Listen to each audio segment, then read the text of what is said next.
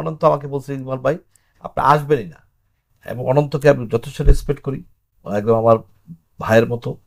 হ্যাঁ, সে আমার family member, আমিও তার ফ্যামিলি মেম্বার মতো। সে যেখানে বলে ফেলছে আমার সবার সামনে যে ইকবাল ভাই আপনি ঈদে আসার দরকার নেই, বিশেষ করে তাকে আমার অনার করতেই হবে, আমি আসিনি। আচ্ছা, অনন্ত জলিলের কথা যেহেতু এলো, গত ঈদে কিলহিম সিনেমাটি মুক্তি পেয়েছে আপনার, এবং এবার ঈদের পরে মুক্তি পাচ্ছে ডেড বডি। তো কি মনে হচ্ছে দুইটার সাথে যদি তুলনা করতে বলি, কোনটাকে এগিয়ে রাখবেন? না, কোনোটাকে এগিয়ে রাখবো না, দুইটাই আমার সত্য। এবং ডেড বডি এক স্টাইলে একটা হয়েছে, কিলহিম একটা স্টাইল হয়েছে।